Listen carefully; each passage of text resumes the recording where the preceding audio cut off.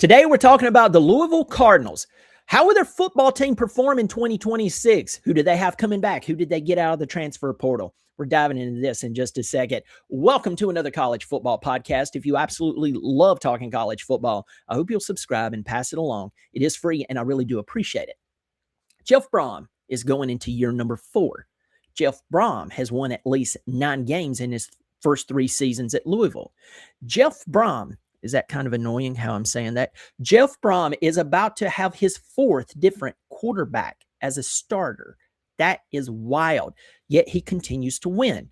He knows how to navigate the transfer portal. He knows how to evaluate talent, pull guys in, quickly acclimate them, and then they go out and do what they're supposed to do, compete and win football games. This year is no different. Now, they did lose a solid amount of players, including one of my favorite players in the country, Chris Bell, that really big tight end looking wide receiver here. Like, yeah, he's supposed to be on the line. Nope, he's a wide receiver. They do lose him. Now, I'm not going to go over every starter who's returning for this team, but I will hit some of the highlights. And you have to start off with the highlight reel, Isaac Brown. As long as he stays healthy, this man will be responsible for more wins than losses. I put me on the record for saying that. He's the type that can hit just a small seam, and then he's suddenly dancing in the end zone. The opposing defensive team is like, who's that dancing down there? Oh, it's Isaac Brown. So Isaac Brown, a very big return for them. Next up, you have Chris Hughes at wide receiver. You have Trayshawn Hurry coming back. Lance Robinson on the O-line. Sam Seacrest on the O-line, Jaleel Skinner at tight end. They have him coming back on the defensive side of the football. Just quickly, Micah Carter, TJ Capers, AJ Green, and so on. Also, don't forget Tayon Holloway. Let's talk about the transfer portal. Again, this is where Brom shines.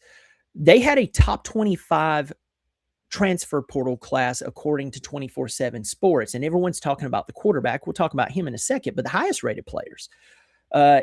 Starting with Trey Richardson. This guy had over 800 yards at Vanderbilt last year in that banner year. He's 5'10", around 175, 180 pounds. He's going to take over some games. So you balance between his playability and Isaac Brown's ability to play. It's ridiculous. Brody Foley, the second highest rated player, a tight end, 6'6", 260, out of Tulsa. Lawayne McCoy out of Florida State. This guy, he's a wide receiver.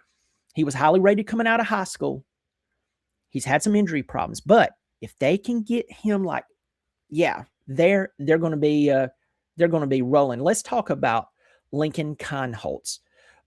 Lincoln Kienholz was the backup quarterback at Ohio State, and he's been there for 2 years. Now, I know he was not the starter, but love him or hate him, Ohio State has it going on. You know it, I know it. And I think that it bettered him to be there. Now, Louisville is actually going to take advantage of that experience that he does have. Now, he was not the starter. That's one of the concerns with him, is how will he respond when he's out on the field, and this is his show. Let me give you a few facts about him. Yes, he can throw the football. Yes, he's around 6'2", and so on. So it kind of looks like a pro-style quarterback, not quite 6'3" or 6'4", but he looks like that. This guy can run. He can. And I think that is going to play in their favor. So between Isaac Brown, Trey Richardson, and then this guy being able to not only throw, but move the pocket, run, the defense has to respect it.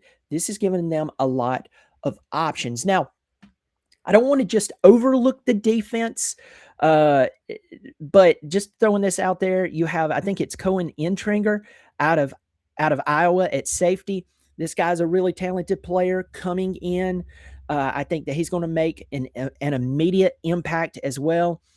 So let's just go ahead and talk about the schedule as a whole.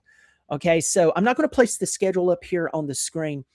Let's talk about Ole Miss. Ole Miss is your very first game. The game will be in Nashville on Sunday, September the 6th.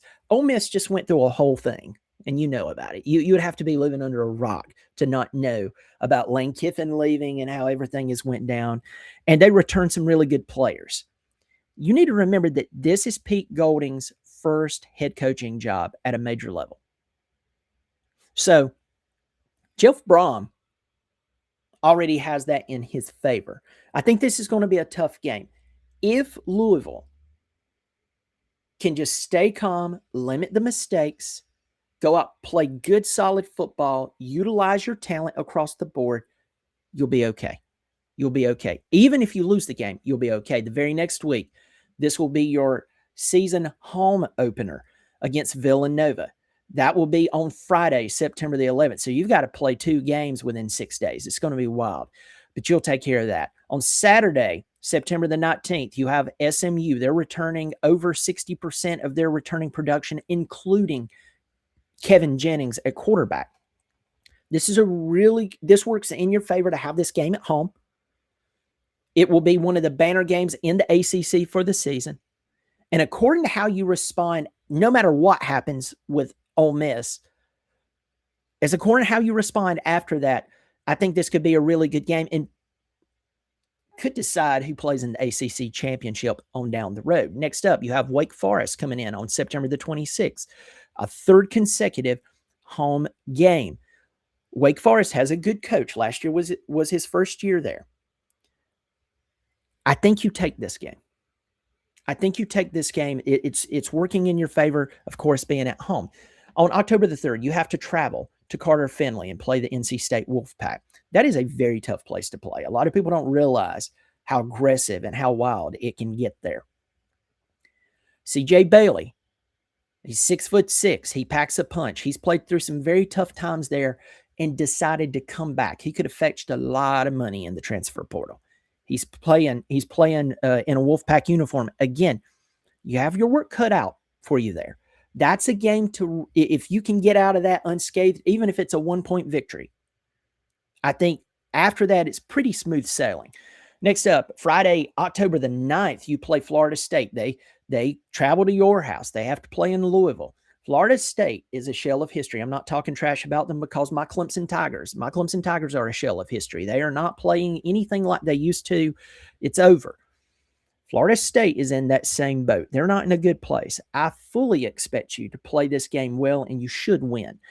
On October the 17th, you travel to Syracuse. You play at the JMA Wireless Dome. Folks, there's no reason why you shouldn't win this game. Fran Brown's a good coach, but I believe Jeff Brom has the pieces. You should win this game. On the 24th, you're off. On Halloween, you have Stanford coming into town. You'll play them. Stanford, they're not good. You should beat them. On November the 7th, you travel to Georgia Tech. Now, this is going to be a tough one. Now, they've lost talent, including Haynes King. Brent Key can coach. I'm a big fan of Brent Key. This will be a really interesting game because I think if you can get out of this game unscathed, depending on how you've performed the rest, earlier in the season, this could be the final real test for you. And if you get past this, you could definitely be in the ACC championship. After that, you go to North Carolina on the 14th. I mean, it is so sad to see what's going on up there. But I think you win that game. Next up, on November the 21st, Pittsburgh. They come to Louisville. Pittsburgh is interesting because they'll have a good player here, a good player there, have a head-scratcher win here, have a head-scratcher loss or two here and there. I think you should take this game. And then you're at Kentucky. I mean, you blistered them last year. They have a new head coach, all of that good stuff. I think you have more going on right now than they do. So I see you winning that game. What do I really hinge my predictions on here? Focus. I have seen Louisville go out and beat Miami and then turn around and lose to someone they have absolutely no business losing to. And I'm not talking trash here. I'm just being honest. Louisville has been this close to making the college football playoff if they could just focus more. If you can focus and you can stay healthy, this could be a year that you can make it to the ACC championship. And this is a bit of a stretch. I know I'm going out on a limb, but I feel like that this is a nice, well-constructed limb. You could potentially make the college football playoff. but you have to stay healthy and you have to stay focused. All right, folks, let me know who are some players I missed. Were there any significant coaching changes? I heard about a few. I want to know in the comments section. And yeah, are you planning on going to any games this year? I hope you'll pass this along if you like what I'm doing. I'm a new channel and I have my my Clemson channel. It's established and so on. This is my new channel where I'm talking about college football as a whole. If you like what I'm doing, I hope you'll subscribe and pass it along to all your friends. Help me grow the channel. It is free. I really do appreciate it. I'll catch you on the next one.